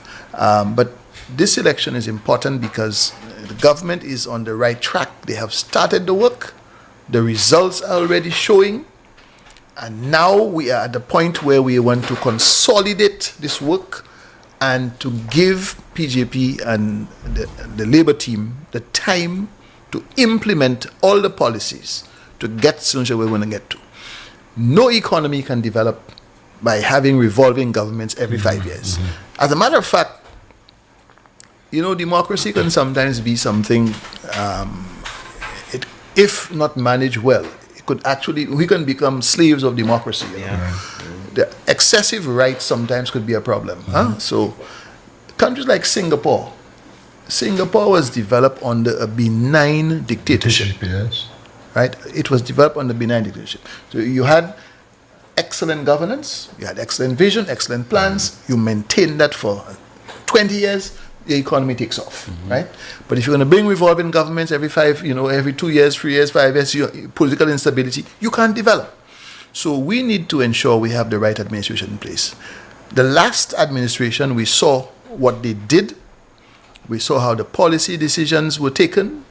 We saw the projects that they were implementing and the lack of implementation. We saw that the massive debts we incurred, even without COVID. Even before COVID came on the scene, we saw the kind of debt numbers we had. We saw how the economy was tanking by 2019. So we compare this to what we have seen on the Philip administration for the last 4 years and 4 months. There's been economic growth consistently. Your debt to GDP has gone down to 79% right now. Opportunities are available to farmers, fishers, all over the board. Teachers who used to. Teachers. And by the way, that is one profession that is very much neglected most of the time. You know that because you were in there yourself.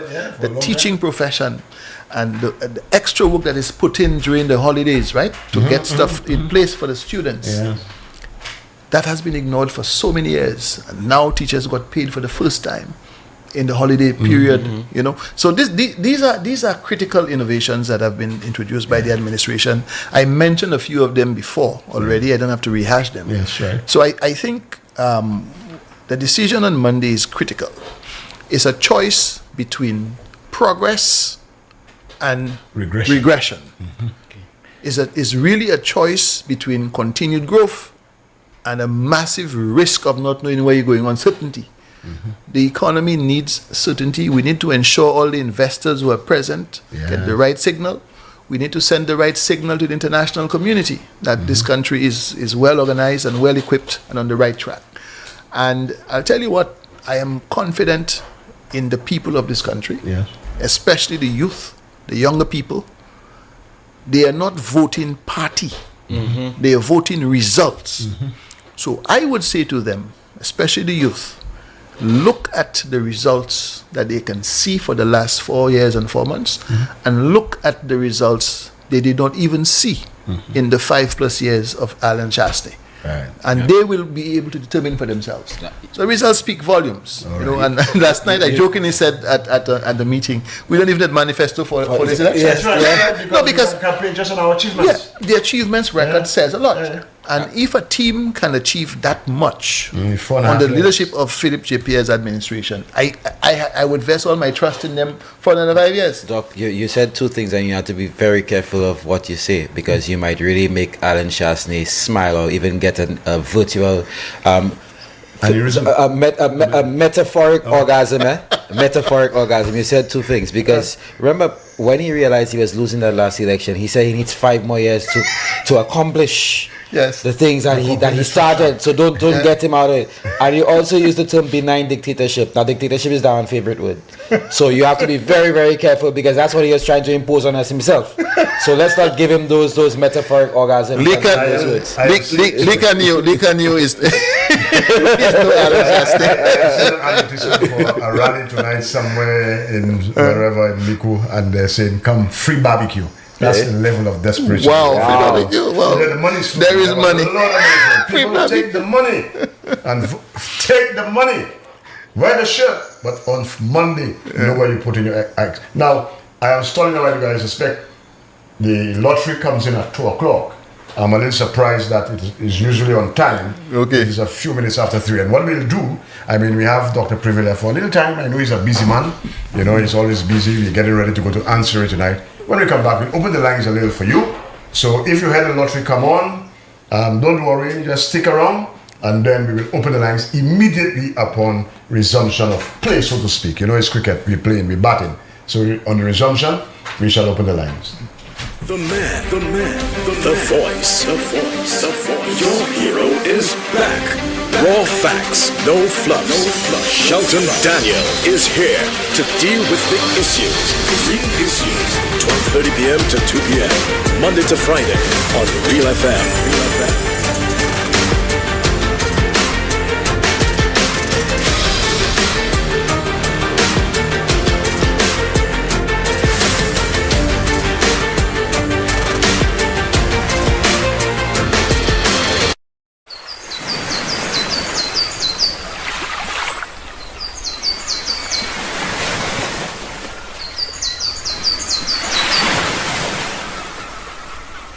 McDowell Supplements, an effective way to ensure you and your loved ones are getting the daily recommended intake of essential vitamins, minerals, and other important nutrients necessary for optimal health.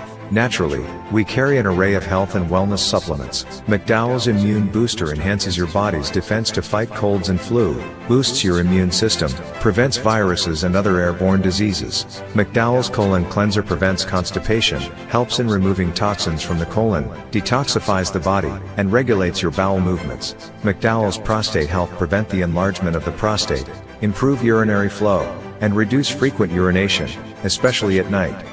Moringa oleifera capsules are rich in minerals like calcium, potassium, zinc, magnesium, iron, and copper, vitamins like beta-carotene of vitamin A, vitamin B such as folic acid, vitamin C, D, and E.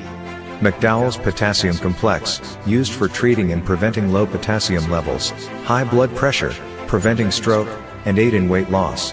McDowell's Triple Magnesium relaxes the muscles, relieves cramps and helps to control high blood pressure, improves sleep, and can calm the nerves.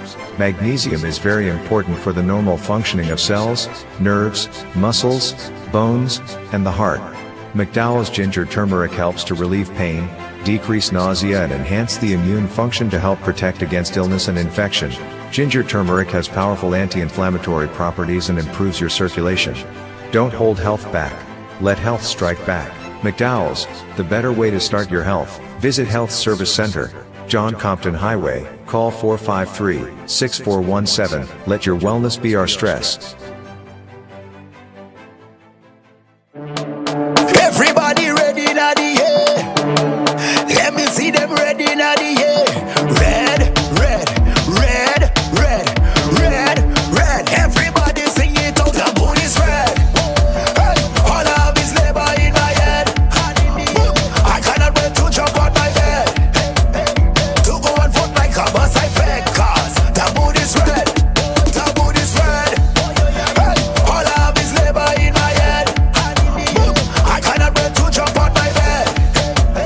To go and vote like a bus I beg, cause the mood is red. Everybody know, red up all in the air. Red up all in the air, I tell you, red up all in the air. Red up all in the air, I tell you, red up all in the air. Red up all in the air, I tell you, red up all in the air. Red up all in it, I tell you, peep peep, pop pop. No time for the talk talk. What we bring in is the walk walk from the bottom to the top top. Kenson, yeah, he waiting. Feel it, paddle shaking. Beer loving we bring in. No time for the faking. It's red. Hey, all of his labor in my head. I cannot wait to jump on my bed.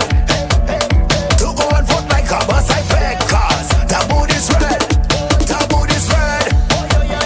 All of his labor in my head. I cannot wait to jump on my bed.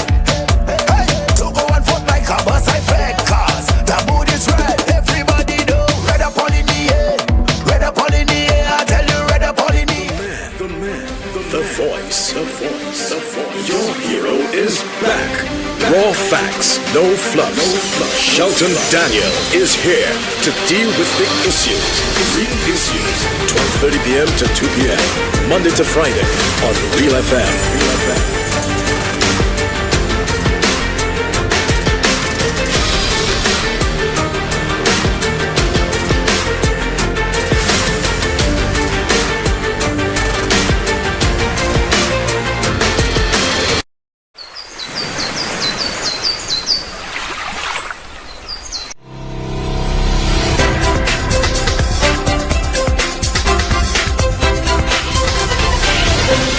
All right, thanks for staying with the real issues. It's an extended version today because we have a special guest with a lot to share. I mean, he still has a lot to share, but I want to do justice to the program. We always take calls, and you can call the direct line 453-3911, the direct line 453-3911, or the WhatsApp line 487-9849. And I'm not sure about I think we already have a caller. So, I mean, Dr. Priville still has a lot to share, but we'll take the call out of courtesy. So, caller, thanks for calling Real Issues. Let's have your call. Yeah, thank you very much. All right. I would like Dr. Priville to explain to me what is trickle-down economics and how that works. That's an exam question, man. All right, thank you, caller. Thank you. Yeah, I mean, I think the caller knows actually. Yes, I think so. So the idea is that, okay, you trickle down economics, you do the big projects, and you expect the benefits of those projects to pass on to those in the society. So it's not, in other words, if you have growth at the macro level, some of that growth is going to spill over into different sectors, and ultimately the whole economy participates. Everybody's better off. Yeah. All right, thank you. We have another caller? Oh, not yet. So, Dr. Priville, you say you wanted to share something. So I was saying that, looking at the manifesto further, I mean, education, there are some innovations there. One of them is to get 50% of all classrooms to become a smart classroom by 2035. This is great. I mean, I think, this is where the world as a whole is headed. We also see that there is a plan to promote a culture of lifelong learning. And there are 17 initiatives identified, Let me tell you, there's a lot of things. Education looks like it's going to get a chunk of the budget in the new administration's work, at least in terms of output. So national digital skills, that's been looked at across the nation at all levels. Artificial intelligence, cyber security, all those things will be covered.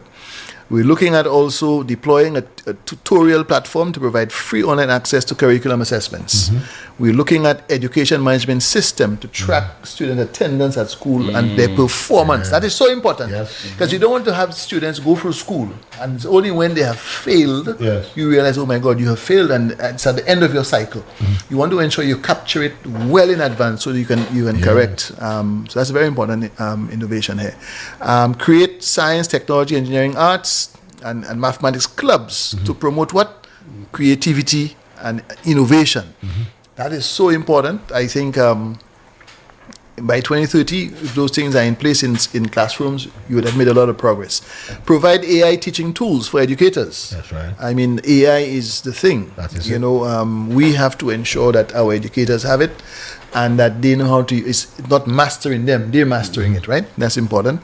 Expand holiday mathematics and literacy camps, So there are a lot of, and I just touched on a few. Yes. There are several more in there. Job creation. Now, the job creation thing is always a little bit, people talk about it a lot when governments are in office. The job creation mandate is really for the private sector. Because the jobs, government jobs, of course, are government jobs, but the real jobs, talking about the private sector jobs in terms of economic growth, you expect them to be the ones leading. But in addition to that lead, and that'll come from areas like the hotel construction work, the different projects we spoke about earlier on. But in addition to that, government is looking at a series of specific measures to facilitate the creation of and maintenance of jobs in the private sector.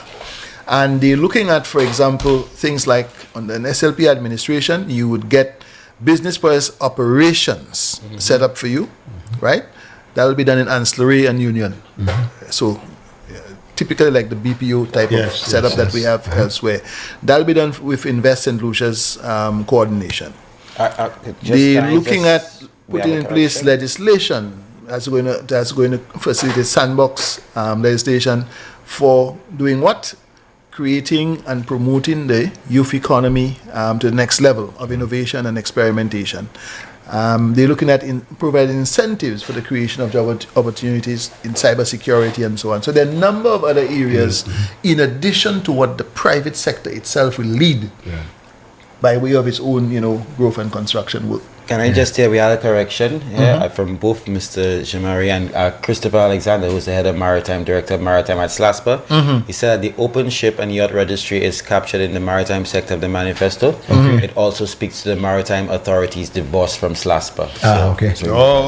Okay. We would have probably overlooked that part of Thank you very much, Mr. Alexander. Yes. Thanks for that. Christopher Alexander. Yeah, Christopher. Yeah, I know Christopher very well. Thanks for that. FIFA. Yeah, FIFA. All right. Yes, FIFA. Thanks for that. We have sports and youth. Okay. Did I do that right? Caller is there? Okay, we lost that call. Yeah.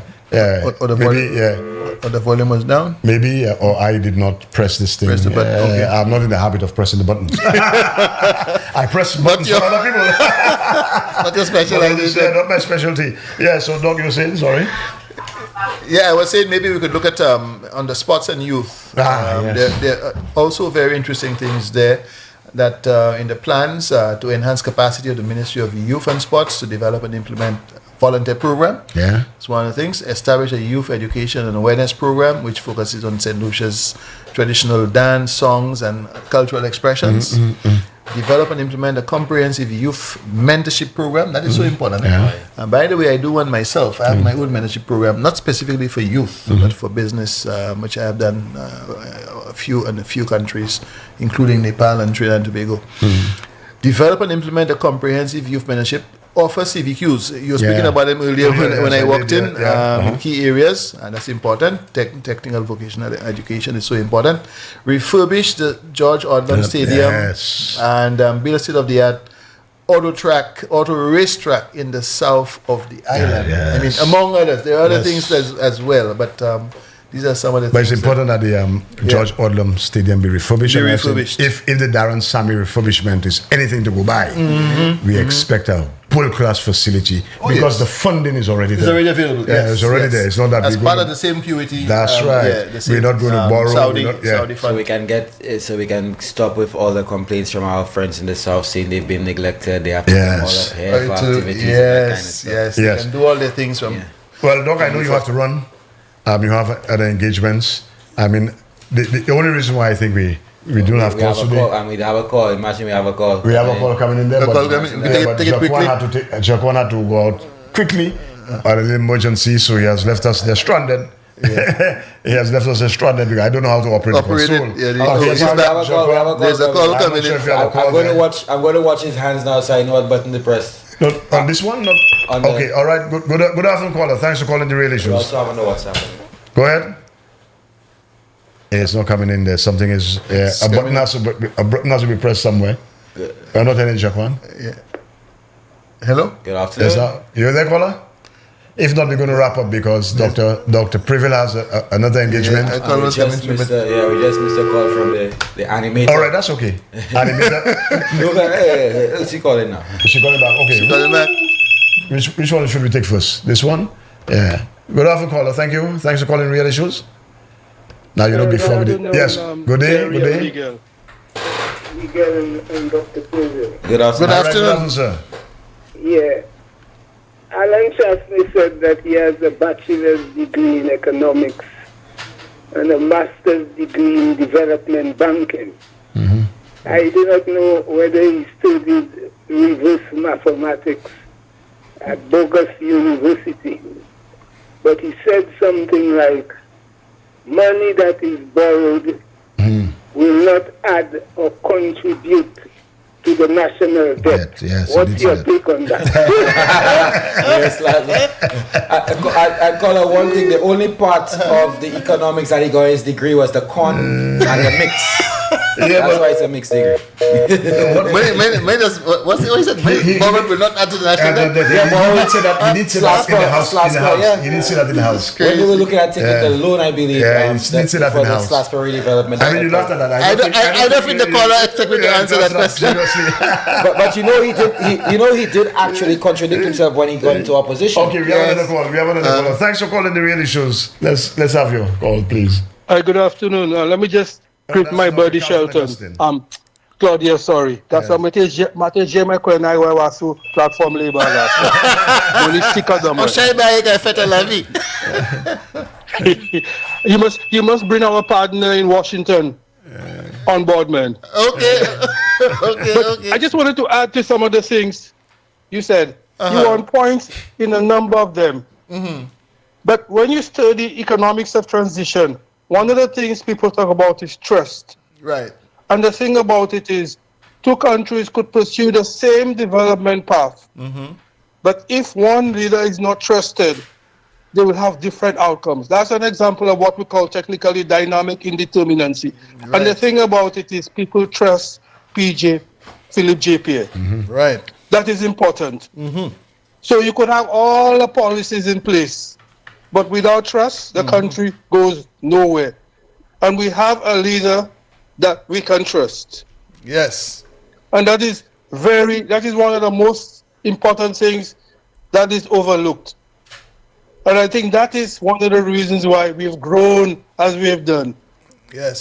Since COVID, we've done about the best. Well, Guyana has oil. We've done about the best in the Caribbean. And that is important.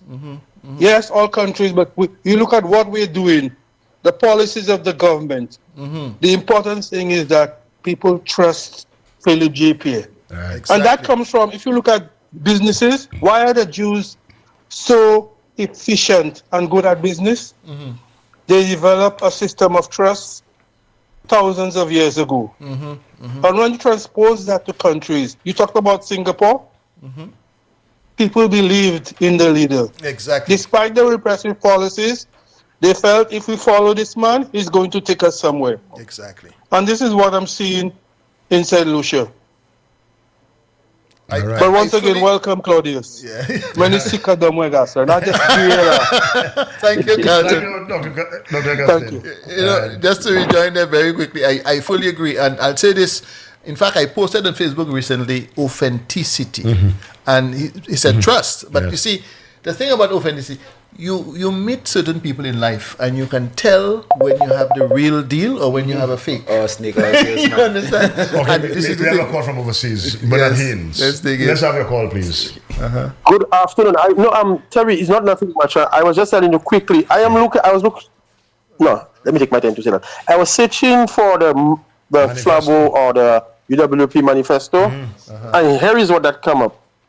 Looking for a domain, slpmanifesto.com, and then free topics, email campaign platform, how to check your record, and employer benefits package. You don't get it, but it comes under SLP. So I think the SLP need to check on that. They have already released a statement saying it is fake, so we are not already. This fellow desperation. They're offering free barbecue tonight, so boy, if I have not dinner, I might pass there.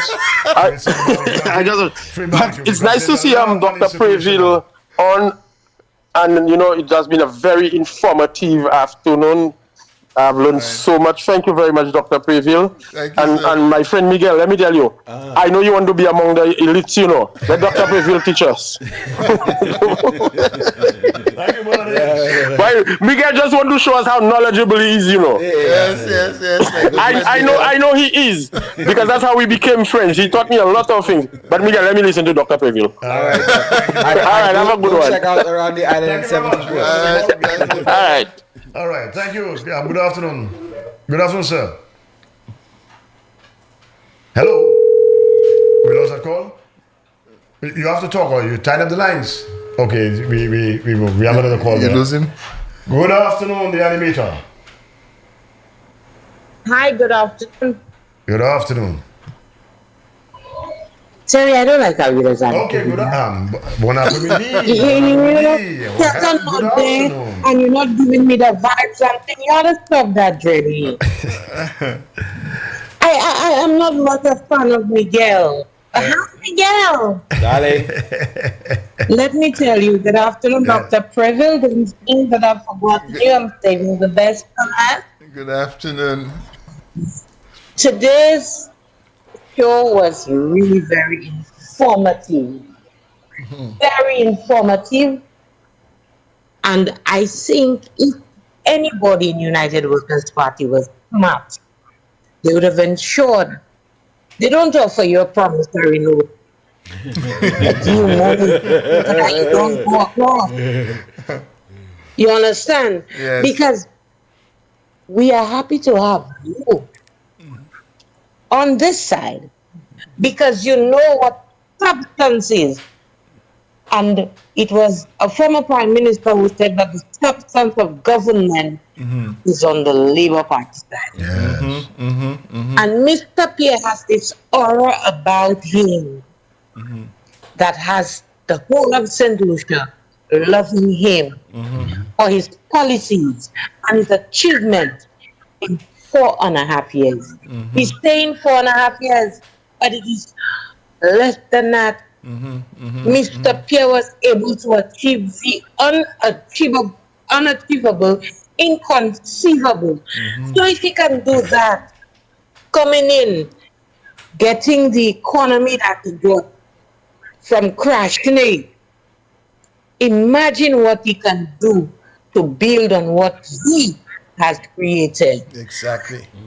On Monday, we need to encourage everybody who has been out to every activity of the St. Lucia Labour Party. Okay? Every Sunday and Wednesday and whatever other day, everybody, we want to encourage them that the important thing is that stamp of approval on Monday. Yes. Their physical presence is important, but a stamp of approval on Monday is what's important. And we have a lot of clubs waiting to put that stamp of approval for Mr. Pierre, if not necessarily the Labour Party candidate. but for Mr. Pierre. Mr. Pierre is loved in this country. And hear that. Come Monday, we are going to be celebrating PJP 2.0. Kio Pavle. Chastney's got to go. That's right. For real. That's right. Bye-bye. All right. Thank you very much for that call. Thank you so much. Tell Shasi put that in his pipe and smoke it. You have another call? All right. No, I think we should pause for the time being. I know you have much, but Dr. Privil really has an appointment. He has to refresh himself and stuff, and we don't want to take advantage. But Dr. Privil, it is really an honor to have you here. I feel very privileged to have had you here this afternoon, and the kind of information that you have given out. And that's your parting words to voting public. Okay, so absolutely, for me it was a pleasure to be with you and my good friend Miguel. I really enjoyed the company. We were able to go casual at times and a little more formal at other times. But no, my closing statement really is that on Monday the 1st of December, I see no other way for St. Lucians than to continue supporting Philip J. Pierre and the St. Lucia Labour Party in every constituency in St. Lucia. We have to ensure the country continues on the path that has been set for it. I want to appeal especially to all persons, in addition of course to the Labour Party, all persons from the United Workers' Party who are undecided now. I know what it's like on the other side. I know that your leadership is not good. And you must think in a broader sense in terms of where you want your country to go, where you want your family to go. What do you want for your own personal ambitions? So there is space to jump in the bandwagon because Philip J. Pierre works for all. Yes, right. He's not just there to work for Labour Party supporters. He works for the entire country. All the policies that are being developed, they're for the entire country. So I would encourage everyone to come out in large numbers on Monday, 1st December, and renew the mandate of Philip J. Pierre and the St. Lucia Labour Party for another 5 years. Let's move forward together. And folks, as he said, family, especially the people of Babonneau, if he not voting for his brother, you going to vote for him too? All right, that's my parting word. Okay, folks, we needed that because special guests, a lot to get through. Shelton will be back tomorrow. I will not be with him. Unfortunately, it's Friday. I'll be on the other side. But let's do this. A lot is at stake. We cannot go back. Either you vote for progress or regression. And I know you are sensible. You will choose to vote for progress. For whatever. Do have a very wonderful day. The rest of the afternoon. See you in Ancillary later this evening from 7. Ancillary, all roads lead to Ancillary. Have a good afternoon, everybody. The man, the voice. Your hero is back. Raw facts, no fluff.